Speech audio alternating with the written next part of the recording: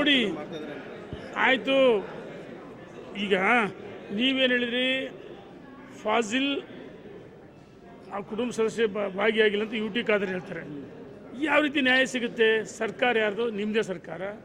ನೀವು ಅಲ್ಪಸಂಖ್ಯಾತ ಗುಂಡಾಗಳು ಪರವಾಗಿದ್ದೀರಿ, ಜಿಹಾದಿಗಳ ಪರವಾಗಿದ್ದೀರಿ. ಹಾಗಾಗಿ ನಮಗೆ ವಿಶ್ವಾಸ ಇಲ್ಲ, ಹಿಂದೂಗಳಿಗೆ ರಕ್ಷಣೆ ಇಲ್ಲ. ಇದು ಹಿಂದೂಗಳನ್ನ ಗುಂಡಿಕ್ಕಿ ಕೊಲ್ತಕ್ಕಂಥ ನಿಗ್ರಹ ಸಮಿತಿ ಮಾಡಿದರೆ ಹಿಂದೂಗಳನ್ನ. ಯಾಕಂದರೆ DK ಶಿವಕುಮಾರ್, ಸಿದ್ದರಾಮಯ್ಯನವರು, ಪರಮೇಶ್ವರ್, UT ಖಾದರ್ ಮಾತಿದ್ರೆ ಬ್ರದರ್ಸ್ ಅಂತ ಹೇಳ್ತಾರೆ. ಒಂದು ಕಡೆ ಯೋಧರ ಬಗ್ಗೆ ನಂಬಿಕೆಯಲ್ಲಿ ಅಪಮಾನ ಮಾಡ್ತಾರೆ, ಭದ್ರತಾ ವೈಫಲ್ಯ ಅಂತಾರೆ. ಇನ್ನೊಂದು ಕಡೆ ಪೊಲೀಸ್ ಕಪಾಳು ಕುಡಿಯೋಕೆ ಹೇಳ್ತಾರೆ. ತಾನೆ ಹೆಂಗೆ ರಕ್ಷಣೆ ಇಲಾಖೆಯವರು ಮುಕ್ತವಾಗಿ ಅಧಿಕಾರ ಕೊಟ್ಟಿಲ್ಲ? ಕೊಡ್ರಿ ಮುಕ್ತವಾಗಿ. ಕಂಡಲ್ಲಿ ಗುಂಡಿಟ್ಟು ಹೊಡಿಬೇಕಂದ್ರೆ ನಮ್ಮ ಮಕ್ಕಳನ್ನ ಯಾವನು ಅಟ್ಟಾಸಿಂದ ಮೆರಿತಾರಲ್ಲ, ಪೊಲೀಸ್ ಅಲ್ಲಣ್ಣ, ಅಟ್ಟಾಸಿಂದ ಯಾರು ಗುಂಡಾಗಳು ಮೆರಿತಾರಲ್ಲ, ಕಂಡಲ್ಲಿ ಗುಂಡಿಟ್ಟು ಹೊಡಿಬೇಕು.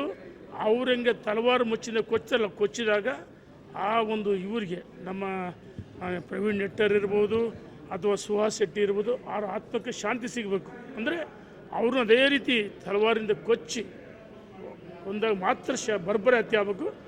ಯಾರು ಅದಲ್ಲ. ಈ ರಕ್ಷಣಾ ಇಲಾಖೆಯವರು ಏನು ಮಾಡ್ತಾರೆ, ಅವ್ರನ್ನ ತಂದು ಸೇಫ್ಟಿಯಾಗಿ ಒಳಗಡೆ ಕೂರಿಸ್ತಾರೆ.